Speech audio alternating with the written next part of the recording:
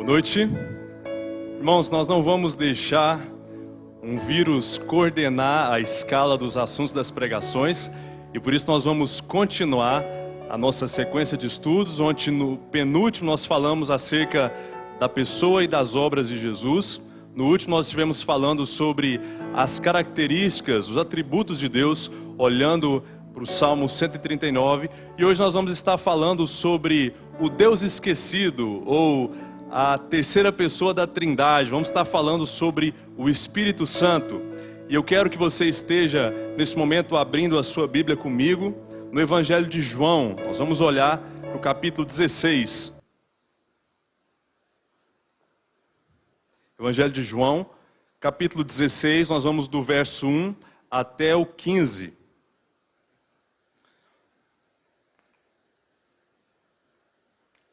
Este é um dos discursos de Jesus que nós temos registrado nos evangelhos, que se inicia no capítulo 14. Então, capítulo 14, capítulo 15 até o 16, ele está dando algumas instruções, algumas orientações para os seus discípulos, e nós chegamos nessa passagem onde ele vai estar apresentando um aviso para os discípulos acerca de dificuldades que eles iriam estar enfrentando. Essa será a primeira parte da nossa mensagem. E essa informação sobre todas as perseguições e desafios que eles iriam enfrentar vai nos ajudar a entender a importância do envio da pessoa do Espírito Santo, que é o que ele está prometendo aqui, e será a segunda parte da nossa mensagem. Em terceiro lugar, a parte mais extensa e mais importante é quando ele está expondo alguns detalhes do trabalho, do ministério do Espírito Santo aqui na Terra, pelo menos em duas esferas diferentes, entre o mundo, aquelas pessoas que ainda não foram salvas, e entre os cristãos, aqueles que já foram salvos por Deus. Pensando nessa introdução, nós vamos fazer a leitura. Vamos do verso 1 até o 15. Falo essas coisas para que vocês não se escandalizem. Eles expulsarão vocês das sinagogas, e até chegará a hora em que todo aquele que os matar pensará que com isso estará prestando um culto a Deus. Isso farão porque não conhecem o Pai, nem a mim. Mas estou falando essas coisas para que quando chegar a hora, vocês se lembrem de que eu já tinha dito isso para vocês. Eu não lhes falei isso desde o princípio, porque eu estava com vocês. Mas agora vou para junto daquele que me enviou. E nenhum de vocês me pergunta, para onde o Senhor vai? Pelo contrário, porque eu lhes disse essas coisas, a tristeza encheu o coração de vocês. Mas eu lhes digo a verdade, é melhor para vocês que eu vá, porque se eu não for, o Consolador não virá para vocês. Mas se eu for, eu o enviarei a vocês. Quando ele vier, convencerá o mundo do pecado, da justiça e do juízo. Do pecado, porque não crerem em mim. Da justiça, porque vou para o Pai e não me verão mais. Do juízo, porque o príncipe deste mundo já está julgado. Tenho ainda muito para lhes dizer, mas vocês não o podem suportar agora. Porém, quando vier o Espírito da verdade, ele os guiará em toda a verdade. Ele não fará por si mesmo, mas dirá tudo o que ouvir e anunciará a vocês as coisas que estão para acontecer. Ele me glorificará porque vai receber do que é meu e anunciará isso a vocês. Tudo que o Pai tem é meu. Por isso, eu disse que o Espírito vai receber do que é meu e anunciar isso a vocês. Que Deus possa estar falando aos nossos corações nessa noite através da sua palavra. Primeira parte, então, nós vamos ver do verso 1 até o 6, acerca desse alerta, esse aviso que Jesus faz aos seus discípulos em relação a dificuldades que eles iriam enfrentar. E, mais uma vez eu repito, essa informação, esse aviso vai nos ajudar a entender a importância, o valor e o papel da presença do Consolador, o Espírito Santo, aqui na Terra. Esse aviso ele se iniciou lá no capítulo 15, quando nós olhamos para o verso 18, Jesus ali já afirma que antes das pessoas estar odiando os seguidores dele, elas odiaram primeiro a ele. E depois disso ele afirma também que nós seríamos odiados e não amados pelo mundo, porque nós não somos do mundo. No verso 19, nós lemos ele dizendo que ele nos escolheu e nos separou, nos livrou desse mundo. E exatamente por isso, nós pensamos em filhos de Deus vivendo entre filhos do diabo, filho das luzes vivendo entre filhos das trevas e assim por diante. Nós temos várias expressões que diferem esses dois grupos. Esse seria o motivo para que nós seríamos, assim como ele, também perseguidos. Ele diz isso no verso 20 do capítulo 15.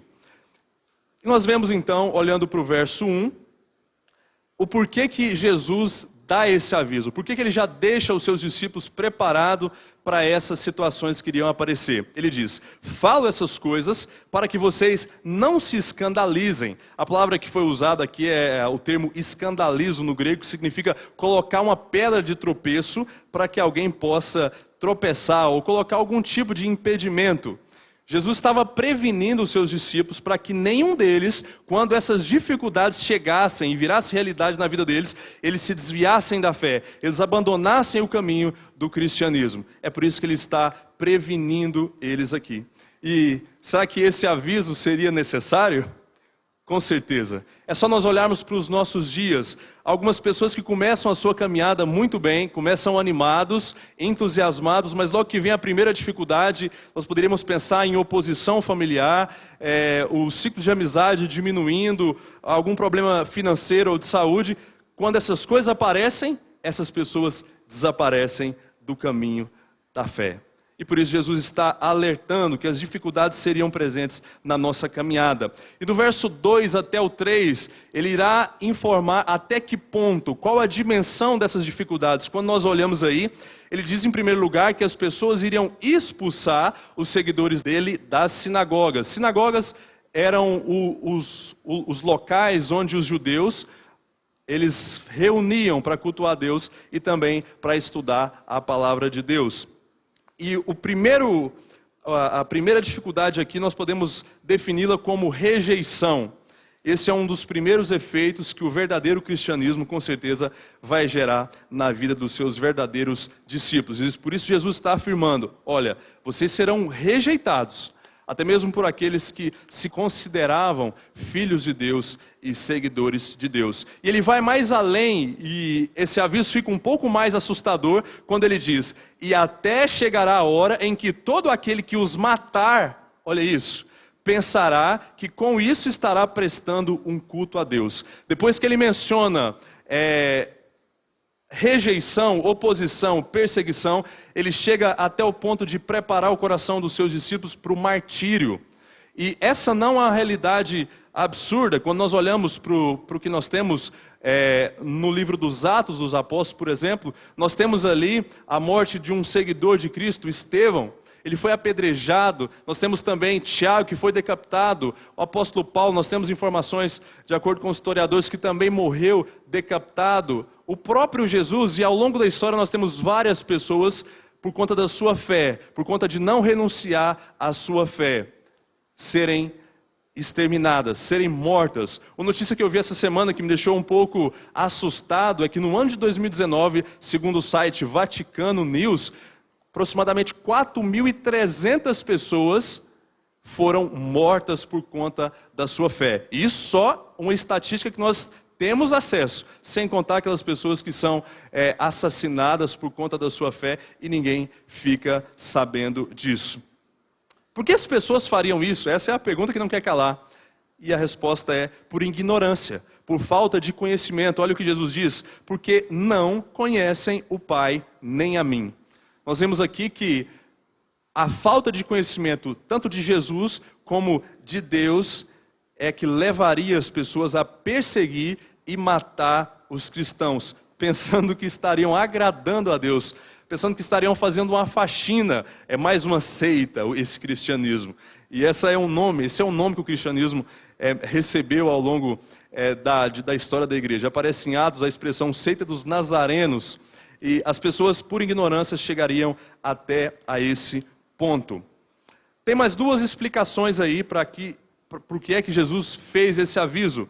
Ele diz que avisa para que eles se lembrassem desse alerta quando esses fatos acontecessem. Ele diz: estou falando dessas coisas para que, Quando chegar a hora, vocês se lembrem que eu já tinha dito isso para vocês. E depois ele diz também que um dos motivos é porque naquele momento eles estavam com eles, mas ele iria voltar para junto do Pai. E por isso ele está avisando nesse momento, quando ele está bem perto de subir e voltar para a presença de Deus. Ele diz: não lhes falei isso desde o princípio, porque eu estava com vocês. Por isso não havia essa necessidade.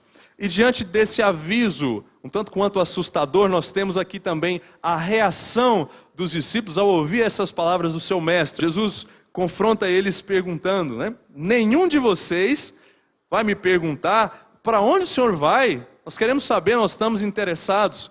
E nós vemos aqui que Jesus percebe que eles não estavam nem um pouco contentes, nem interessados na partida dele aqui da terra.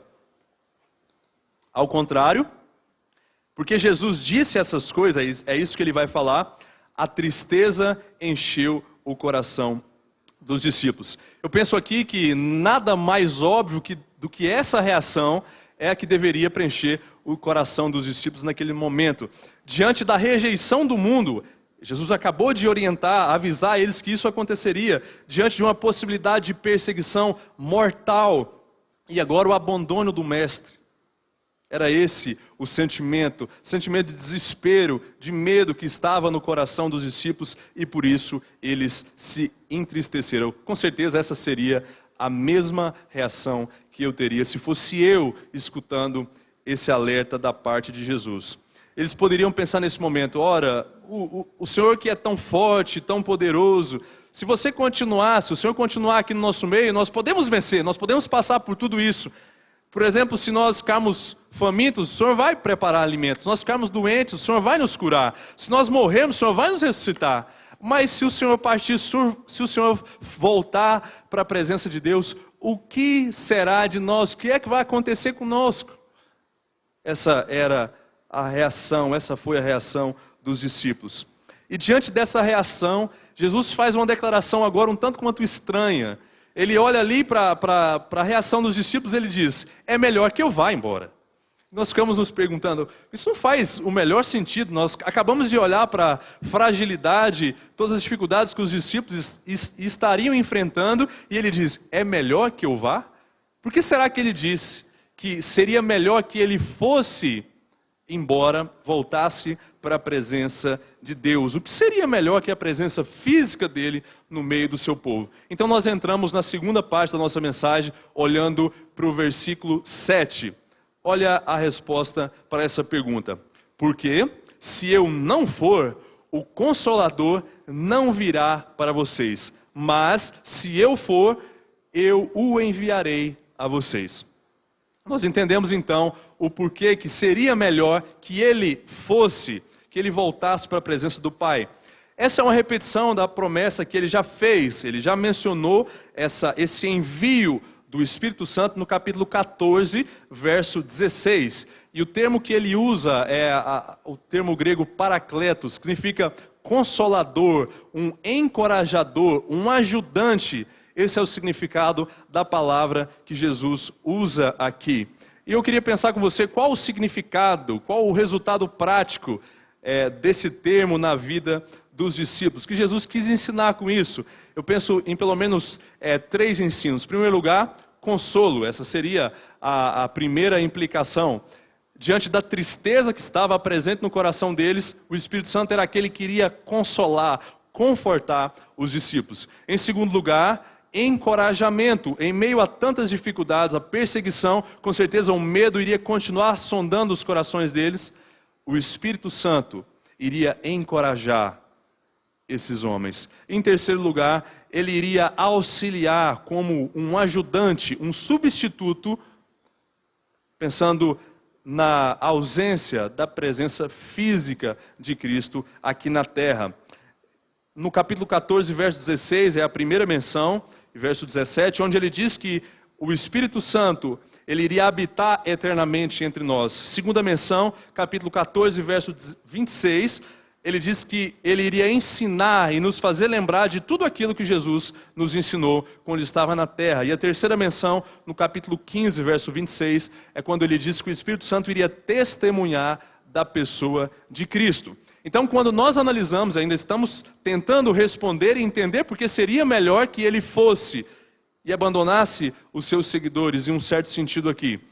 Quando nós olhamos para o alcance, para a presença e para os benefícios do Espírito Santo no mundo, nós precisamos também balançar as nossas cabeças positivamente, concordando com essa declaração de Jesus. Quando nós pensamos que agora a presença divina dele não estaria restrita a um pequeno grupo. Aqui nós temos em cerca de 12 pessoas.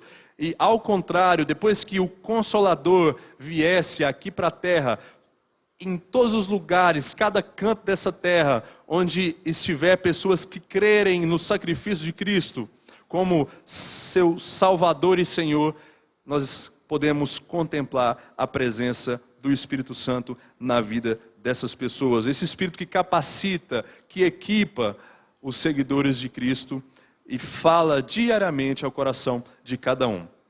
Terceira parte, nós vamos ver agora do verso 8 até o 15.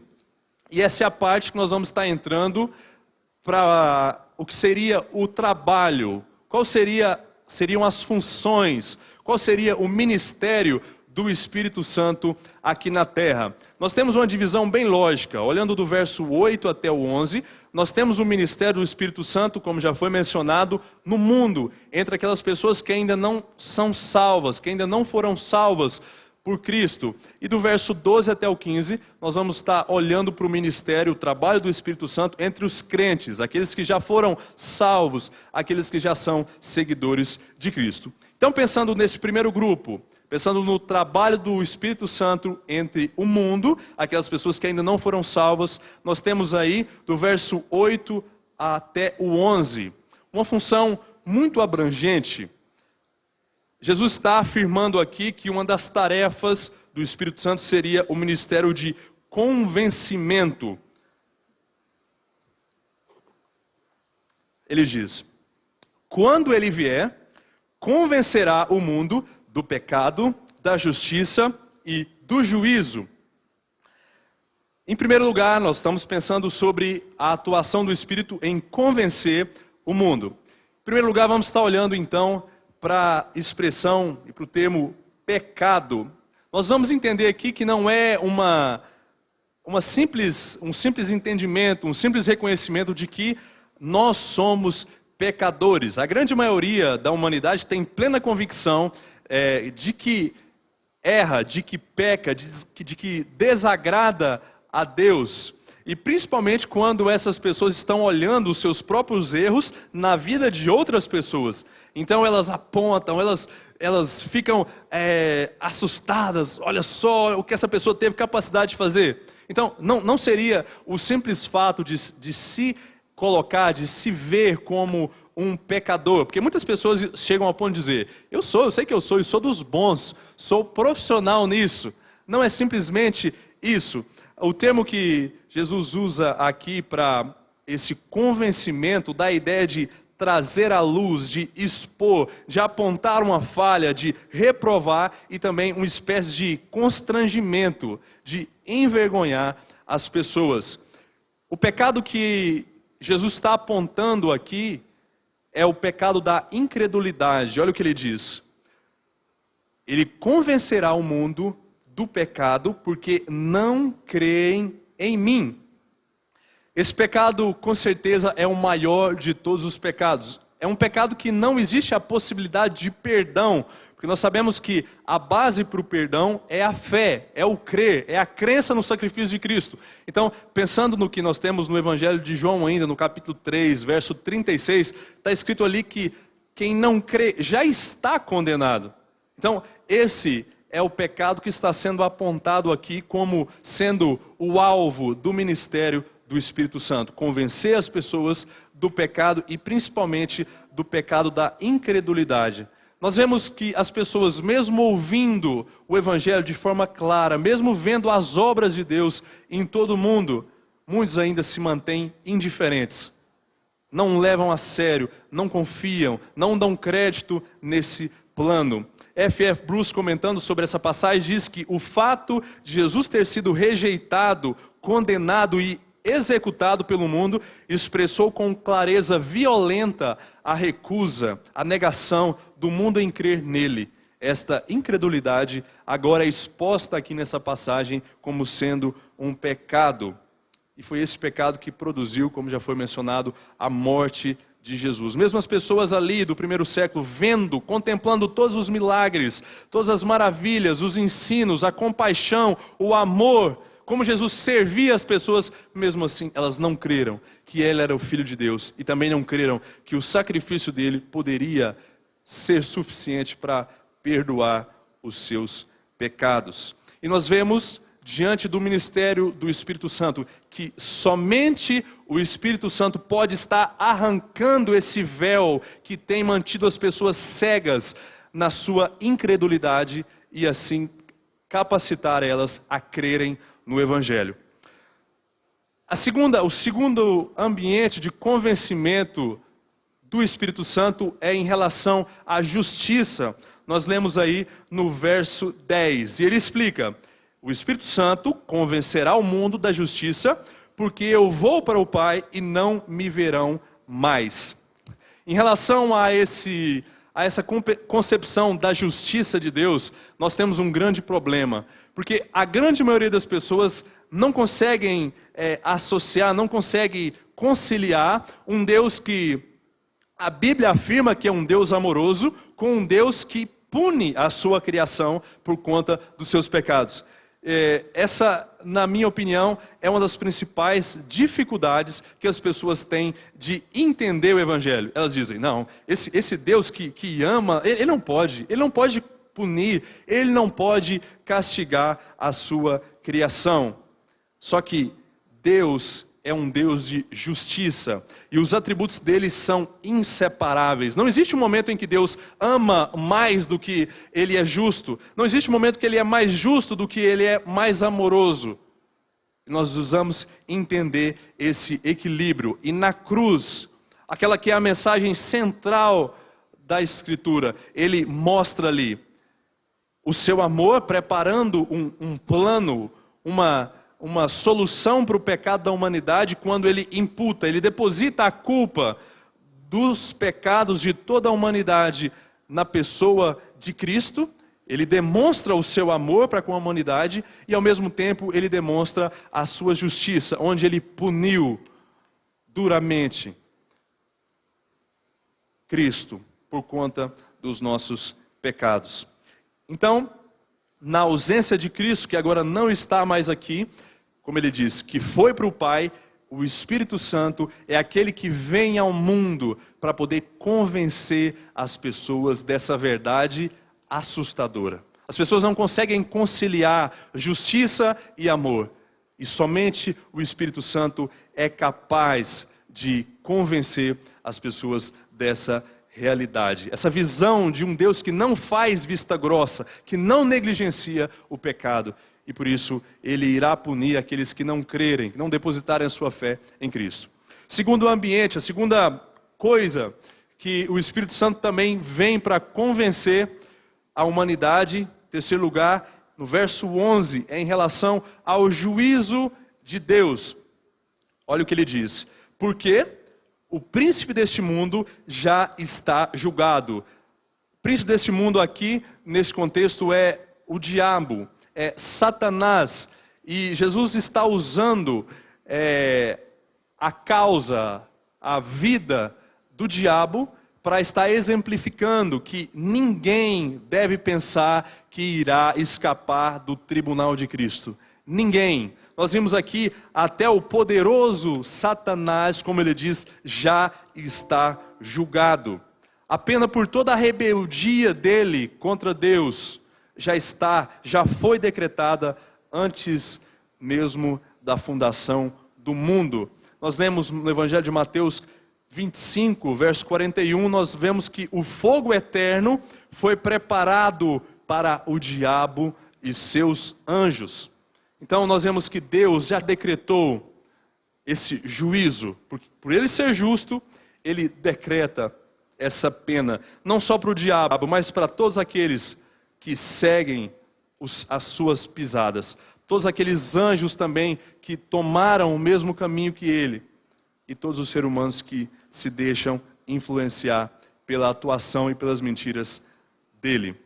Eu quero abrir aqui um parêntese, eu quero refletir com você em relação ao evangelismo, a pregação do evangelho, quando nós estamos proclamando, falando do plano de salvação, que Cristo Jesus veio ao mundo para salvar pecadores, as pessoas. Eu quero me colocar aqui na posição de uma pessoa incrédula, me entenda, que ainda não creu, que ainda continua indiferente ao evangelho. E se nós perguntarmos para essa pessoa, se você perguntar para mim nessa posição, o que é o evangelho? Que plano é esse? A resposta que a própria Bíblia dá para essa pergunta é que o evangelho, a mensagem da cruz, é loucura para aqueles que não creem. É algo escandaloso. As pessoas olham para o evangelho e dizem, isso é tolice, isso é fanatismo, isso é superstição, isso é algo inacreditável. Nós temos isso nas palavras de Paulo na primeira carta aos Coríntios, no capítulo 1, verso 18 e verso 20. E eu quero aqui, na posição de uma pessoa incrédula, criticar esse método que é incoerente, isso não faz sentido, não bate.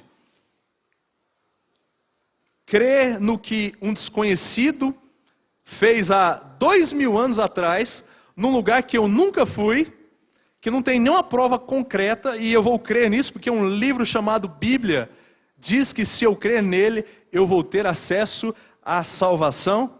Com certeza isso é algo estranho, isso é algo incomum, porque o que as pessoas pensam, diante de algo que é anunciado como sendo tão bom, algo maravilhoso como é a forma que o evangelho é anunciado, as boas novas, a boa notícia, as pessoas vão pensar em primeiro lugar, olha, se é que é tão bom assim, se isso for tão eficiente, se eu preciso tanto disso, com certeza eu vou ter que pagar um preço muito caro.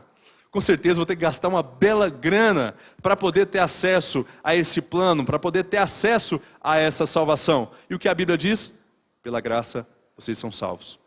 Não, mas se eu não tenho que pagar nada, então eu devo fazer então algum tipo de esforço. Se não custa nada, eu devo então fazer algum tipo de sacrifício. Eu preciso fazer a minha parte, eu preciso, não sei. Porque se isso é tão bom, eu preciso me esforçar. Esse é o pensamento. E as pessoas não conseguem entender, mas como assim? De graça, eu não tenho que fazer nada, eu não tenho que fazer nenhum tipo de sacrifício. E as pessoas dizem, eu não consigo crer, eu não consigo confiar, eu não consigo ter paz diante desse plano. Isso não faz o menor sentido. Diante dessa crítica, eu quero aqui também que você me entenda, eu quero pensar ainda nesse parêntese, em alguns métodos humanos de persuasão, onde as pessoas tentam levar os ouvintes do evangelho a um convencimento mecânico, ou humano, ou manual. E eu pensei aqui em alguns exemplos de práticas que as pessoas usam para estar tentando cooperar com o Espírito Santo no trabalho dele, no ministério dele. Eu pensei aqui, às vezes, quando alguém está pregando o evangelho, e eu estou falando de coisas, algumas que eu vou citar aqui, que eu já fiz na minha ignorância. Por exemplo, as pessoas, naquele fim da mensagem, quando o pregador está concluindo, alguém coloca um fundo musical um pouco triste, um pouco dramático, para conduzir a pessoa a um estado emocional, para conduzir ela a uma espécie de tristeza, para ela ficar mais suscetível a acatar, a acolher aquela mensagem. Alguns optam por contar histórias dramáticas. Então eles assustam as pessoas com algum tipo de acidente, algum tipo de tragédia, assustando, usando o recurso da morte para tentar convencer as pessoas. Alguns vão exagerar no convite e passam a apelar literalmente, insistindo no mesmo convite, 10, 15 minutos, e fica aquele negócio maçante, tentando, num certo sentido, manipular as pessoas. Existem aqueles bem mais espertos que chegam a prometer algum tipo de bênção material. Eles dizem, olha, se você crer nessa mensagem, se você aceitar Jesus, os seus problemas vão acabar, a sua vida vai mudar, os seus sonhos vão ser realizados. Artifícios humanos, métodos humanos, falhos, na tentativa de convencer, de conduzir as pessoas a aceitarem, a acolherem a mensagem do Evangelho. E, infelizmente, eu preciso afirmar para você que quando nós recorremos a esses métodos, nós estamos mostrando que não cremos na eficácia de Deus, na eficiência do poder de Deus, o Deus Todo-Poderoso, o Criador de todo o universo. Estamos descrendo que Ele pode salvar um fraco e pobre pecador. É isso que nós estamos dizendo quando nós tentamos cooperar, dar uma força, dar uma mãozinha para esse trabalho que é do Espírito Santo. E uma citação bem popular é: olha, se eu pudesse, eu iria crer para você. Eu iria tomar essa decisão para você, eu iria colocar Cristo no seu coração. E eu creio que quando nós estamos tentando e usando esses métodos, é exatamente isso que nós estamos tentando fazer. Estamos tentando auxiliar, estamos passando da nossa esfera de ação e fazendo coisas que nós não deveríamos fazer. Com certeza, todas as vezes que nós fizermos isso, o resultado final vai ser ruim. O resultado que nós contemplamos é que a grande maioria dessas pessoas que através desses métodos, não estou dizendo que todas as pessoas que creem, que vêm até a fé através desses métodos, não estou dizendo que todas as decisões são falsas, mas a grande maioria, depois de 1 ou 2 meses, já não sequer se lembram mais o endereço daquela igreja, que um dia ele levantou a sua mão, ele veio até a frente, ou ele fez algum tipo de decisão ali. Isso é prejuízo, isso engana as pessoas e faz com que nós também estejamos perdendo o nosso tempo. Essas pessoas voltam para trás porque veem a fé através do método errado. E eu quero aqui perguntar a você que prega o Evangelho, que fala de Jesus para as pessoas: você acha que tem a capacidade de ressuscitar uma pessoa que está morta? Essa é a condição espiritual de um pecador que ainda não creu em Cristo. Paulo diz isso, escrevendo aos Efésios no capítulo 2, também aos Colossenses no capítulo 2, ele diz que nós, antes de crermos em Cristo, a condição da humanidade é a condição de morte espiritual. Ele diz: nós estávamos mortos em nossos pecados. Além disso, eu quero perguntar para você: será que você tem a capacidade de dar vista a uma pessoa cega, de restaurar a visão de uma pessoa cega?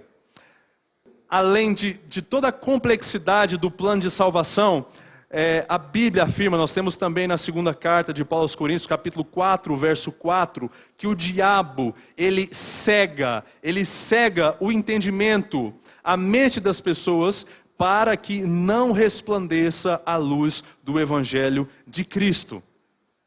Nós não conseguimos retirar esse véu.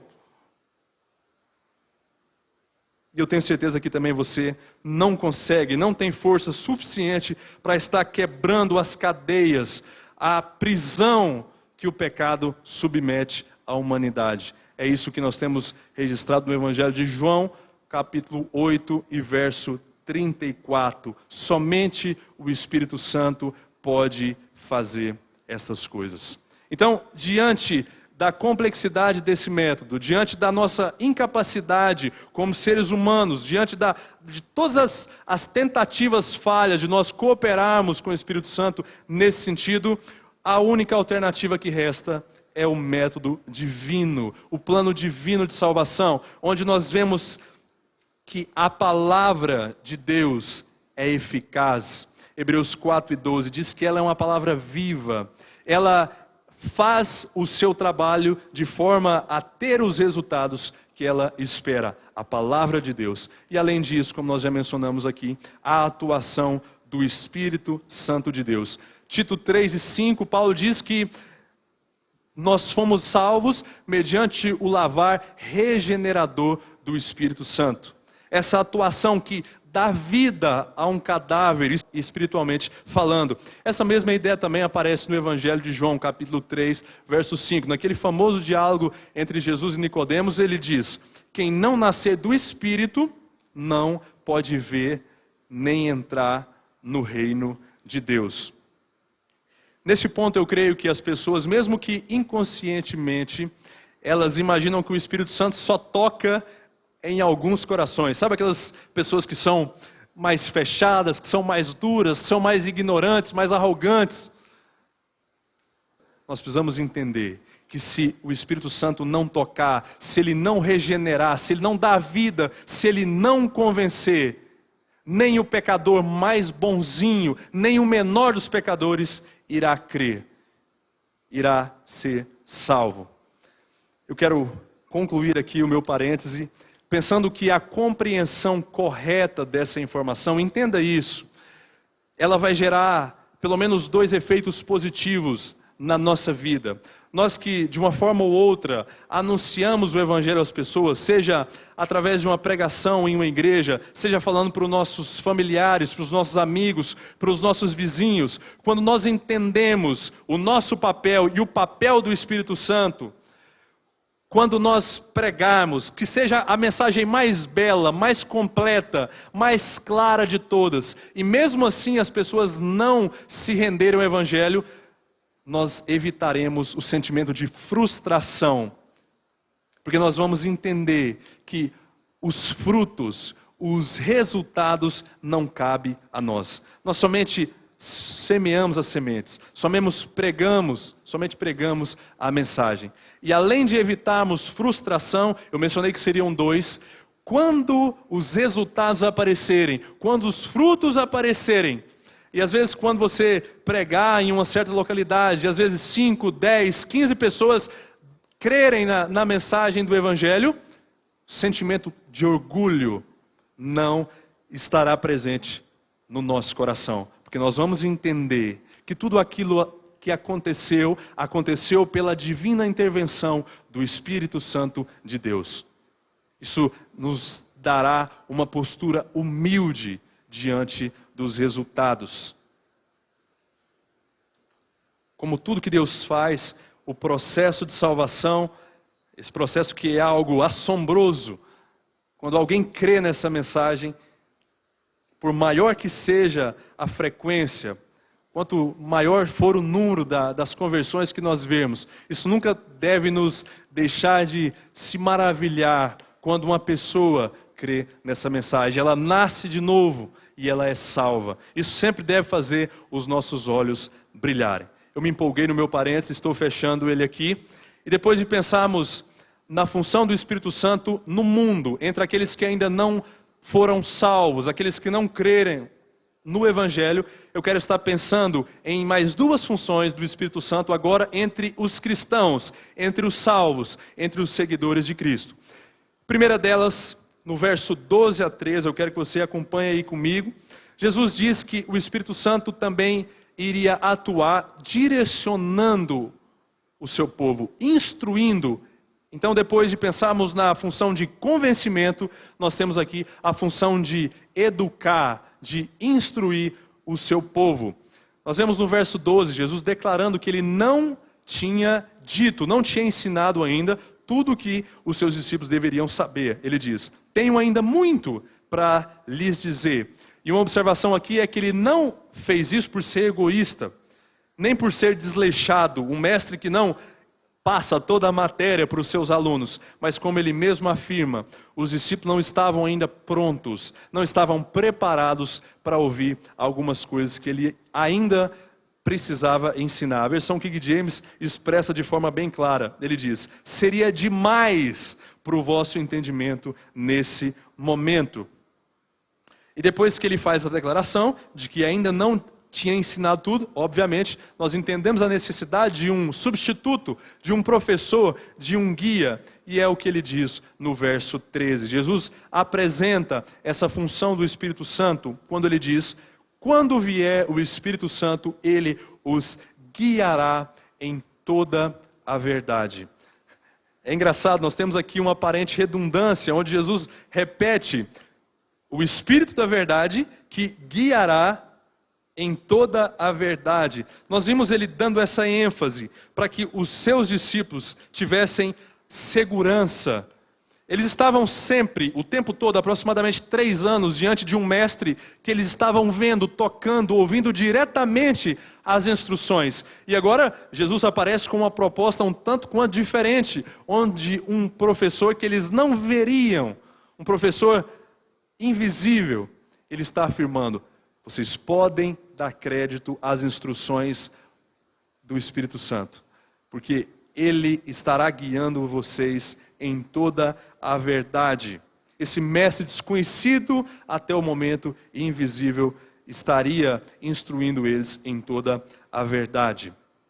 Uma ilustração que eu gosto de usar quando estou falando do ministério do Espírito Santo, imagine aí nossa vida como sendo um carro. Então, um acessório indispensável hoje é o GPS, onde nós utilizamos ele para saber como chegar aos lugares. Essa seria uma das formas bem claras de entender como o Espírito Santo nos guia.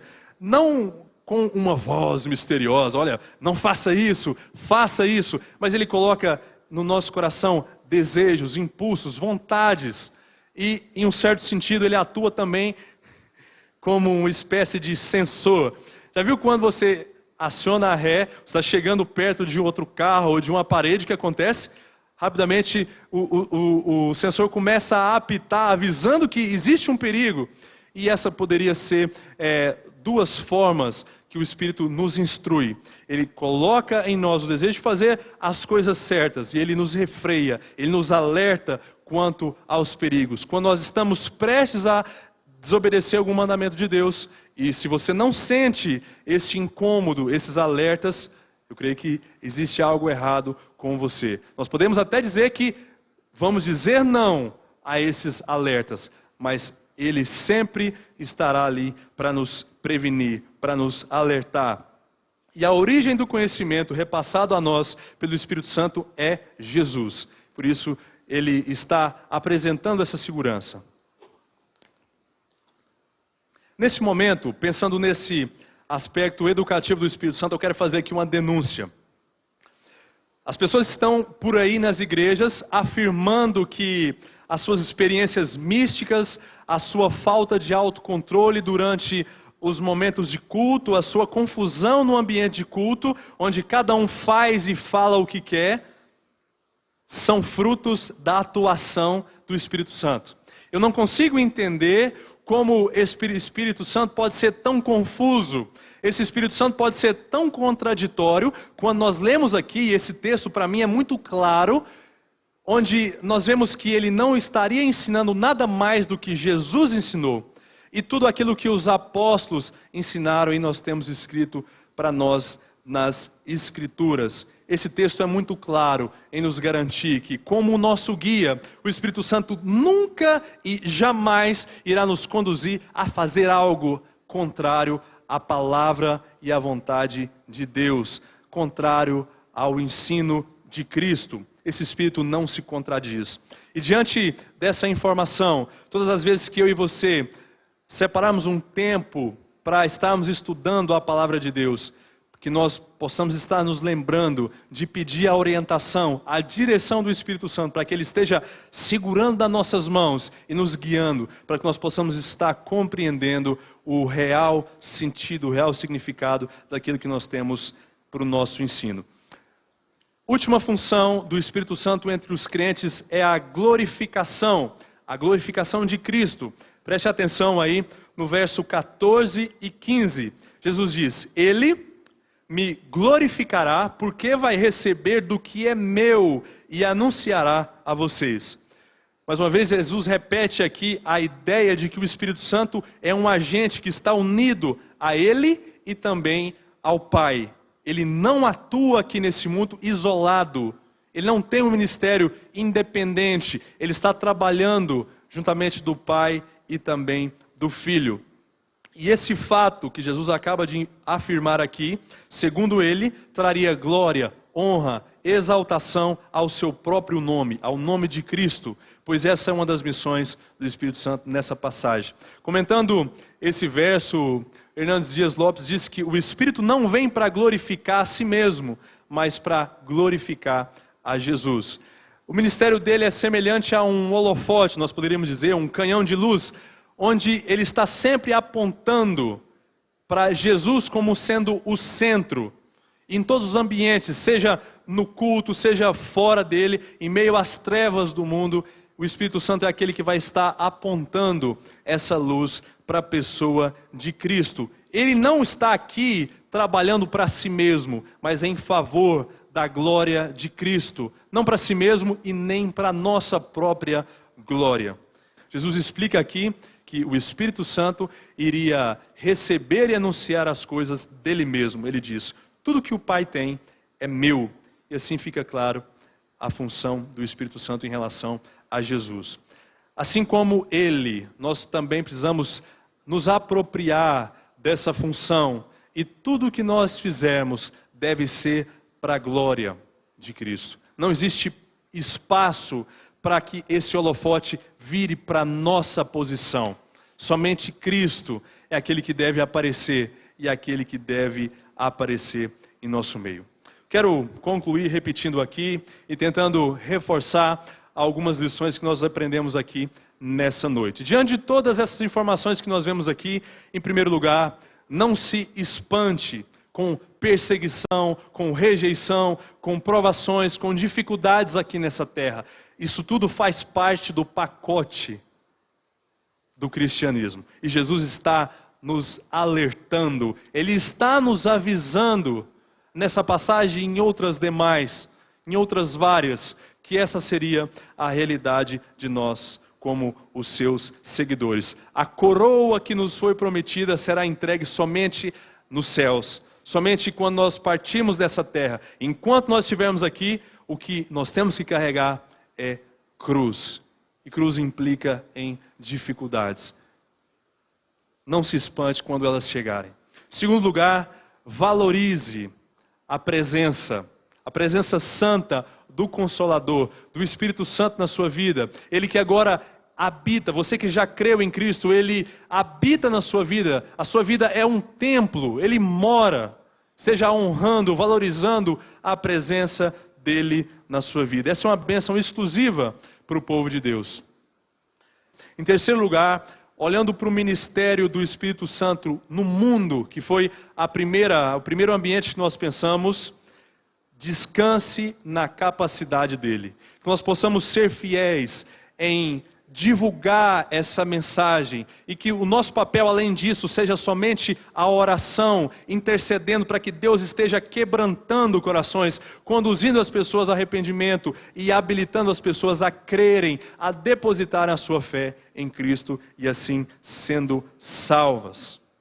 Deixe que o Espírito Santo faça o trabalho dele. Em quarto lugar, pensando no ministério, no trabalho do Espírito Santo entre o povo de Deus, seja sensível à direção que ele apontar. Quando ele dizer, faça, nós possamos estar atendendo. E também quando ele nos frear, quando ele disser não, que nós possamos estar atendendo a essa instrução, pensando que ele é o nosso guia, ele é aquele que está neste mundo para também nos instruir. Nós possamos estar refletindo sobre todas essas lições que nós aprendemos aqui e estar adotando cada princípio desse, descansando na capacidade de Deus em estar aqui nesse mundo através do seu Espírito, atuando e completando assim o seu plano. Amém.